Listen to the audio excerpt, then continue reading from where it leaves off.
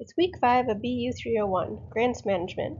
This week, we will be discussing grant management tasks for projects funded by public sources, most often through federal grant programs. But public grant programs can also include state and local grant-making programs as well. Readings for this week include Chapter 7 of our course text, and assignments include a discussion forum, quiz, and assignment number 5, where you will review guidelines from the U.S. Office of Management and Budget and develop procedures to remain compliant with the guidelines. Last week we talked about some of the similarities and differences between managing public and privately funded grant programs. Overall, it's a similar process. An organization that has been trusted with grant funds will be used for a certain purpose, whether that's the construction of new roads under the Department of Transportation, or broadband expansion through the Department of Interior's National Tribal Broadband Grant Program. They must carry out the project tasks, spend grant funds in a way that aligns with the approved budget, report on progress, and work to reach the final goals and objectives. Grantees will do all of these things with almost all grant-funded projects, federal and non-federal. One of the key things to note about managing public grant funds, and for the rest of this lecture specific to federal grant awards, is that there are generally always more guidelines and regulations that awardees must follow. The Federal Office of Management and Budget, or OMB, sets OMB circulars that are instructions or information sent to federal agencies that they must follow in their operation. And specific to what we are talking about in this course, within programs that award federal grants. OMB circulars can set policy directions and are standards of oversight. Organizations receiving federal funds in the form of a grant award are then responsible for ensuring their program follows the guidelines outlined in the relevant circulars. In 2011, the federal government started a process to streamline guidance for federal grant awards to ease the administrative burden of the guidelines and help strengthen oversight over federal funds. The streamlined guidance was referred to as the Super Circular, as it was working to combine 8 OMB circulars into a single guidance. A few years later, in 2014, the federal government issued the final rule, the 2 CFR 200, Uniform Administrative Requirements, Cost Principles, and Audit Requirements for federal awards, referred to as the Uniform Guidance for short. The combined and consolidated circular, or set of instructions, was intended to provide consistent guidance to all grantees when managing federal grant awards. The uniform guidance was revised again in 2020 to further update and clarify guidelines, and additional updates will come in future years. Your book refers to separate OMB circulars at the beginning of Chapter 7. This book was published before the consolidation into the uniform guidance, so this information is outdated. The most recent OMB guidelines can be accessed from their website. The consolidated guidelines and the uniform guidance made a number of changes to the prior circulars.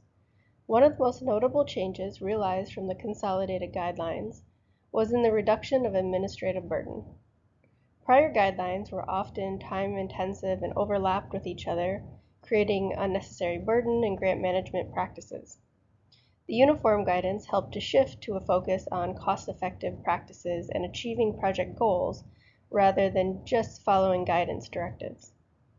The revised guidance allow grant recipients more flexibility in the management of their project as well. The uniform guidance also increased overall oversight. Federal agencies must evaluate the risk of applicants before making grant awards. This means that federal agencies need to take steps to make sure that organizations that receive grant funds have the capacity to appropriately manage funds and carry out project tasks. Grant recipients will also have the responsibility to assess the risk of subawardees. This means that if your grant-funded project includes subawards to other organizations, there are specific monitoring guidelines that must be implemented. The uniform guidance put in place a set of cost principles for determining allowable costs within federal grant award budgets. Under federal funding, costs must be reasonable, applicable and necessary to the project. The guidance put in place clearer guidelines for grantees to determine allowable versus unallowable costs. Additionally, the uniform guidance put in place new audit requirements that increased the threshold for a required single audit to $750,000. So only grantees who receive over this amount are required to conduct a single audit. The single audit is different than a standard audit. We will talk about audit requirements in the coming weeks. The Uniform Guidance, also known as 2 CFR Part 200, is short for Title II of the Code of Federal Regulations, Part 200. You will often see reference to the Uniform Guidance rather than reference to the Code of Federal Regulations. The Uniform Guidance is composed of 6 different parts, each addressing different aspects of federal grant management. It's organized into the following parts. Subpart A, acronyms and definitions. This subpart is just what the title says, a collection of acronyms and definitions within the Uniform Guidance. Subpart B, general provisions. This subpart includes a summary of the purpose of the guidance and the guidance dates.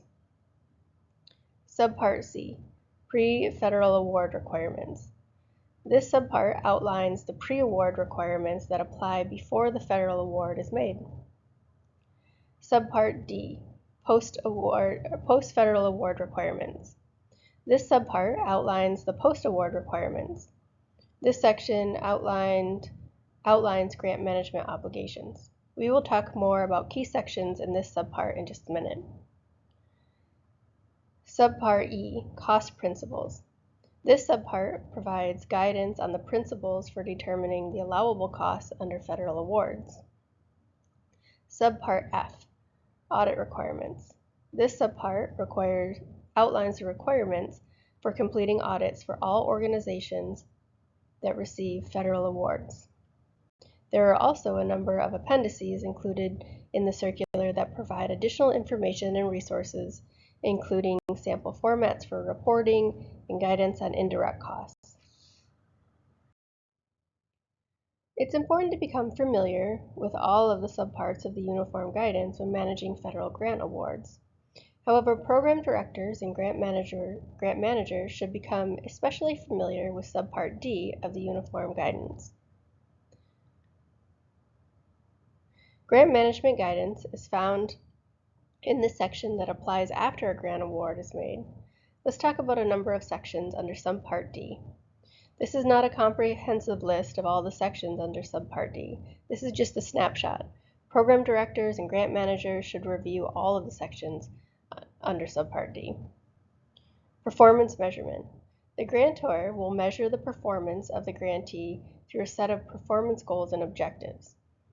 The grantor will establish clear ways to monitor progress, such as submission of progress reports. Financial management. This guidance requires grantees to use a financial management system and maintain certain financial records. Internal controls. This section requires grantees to use effective internal controls to appropriately manage federal funds. This means grantees must put in place policies and procedures to ensure funds are managed within standard accounting principles and help prevent mismanagement of funds. Payment. This section provides guidance on the requirements for requesting and receiving payments under federal awards. This process will vary depending on the federal agency and the type of agreement that is in place. Cost sharing or matching. Under many federal research proposals, cost sharing is not expected, but it may be included in the program funding opportunity. Cost sharing is when the grantor requests that a portion of the project expenses come from another entity. This could be the grantee or another project collaborator.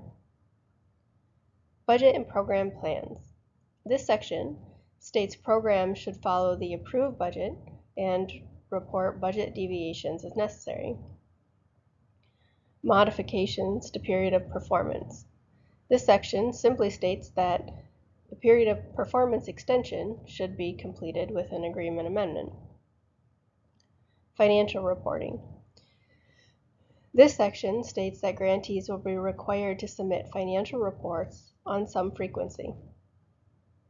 Subrecipient monitoring and management. This section outlines guidelines for grantees to monitor subrecipients. Audit requirements. This section outlines the audit requirements for entities that receive federal awards, including the rules for single audits and the criteria for determining when a single audit is necessary. Closeout. This section outlines procedures and requirements for closing out a federal award once the grant activities have been completed. Subpart E of the Uniform Guidance contains specific provisions related to cost principles, which are essential for determining the allowability of costs charged to federal awards. Grantee organizations should be familiar with the sections of this subpart, such as reasonable costs. This requires expenditures to be reasonable and necessary, basically costs that you can justify to the project for the project to be successful. Allocable cost. A cost is allocable if the goods or service included or involved are chargeable to a federal award. The cost should directly support the funded project. Indirect cost rate. This is the facilities and administrative rate that is allowable. The rates vary based on grantees negotiated rates and the rates set by the federal agency. The sections of Subpart D and E are important to understand as they provide the framework for successfully managing federal grant awards. There are many more provisions under each of these sections. Take some time to read through more of them. This language can sometimes be difficult to interpret, and there are sections within these subparts that will not be applicable to your specific project. You will find a link to the current Uniform Guidance in our Moodle course. Follow the guidance outlined in the Uniform Guidance to help grantees to help stay compliant with federal regulations. When there are questions on what guidelines are relevant in the interpretation of the guideline, ask questions. Ask within your organization. This could be in the finance or human resources offices or with a grantor program officer. Federal grant awards will always have a schedule of report deliverables outlined in the grant agreement or in other documentation with the federal agency. Grant reporting is a process to help monitor progress, a requirement outlined in Subpart D. Federal grant reporting has been streamlined within the Uniform Guidance changes, but federal reporting requirements can sometimes be a lot, sometimes feel excessive. Next week, we will talk more about grant reports.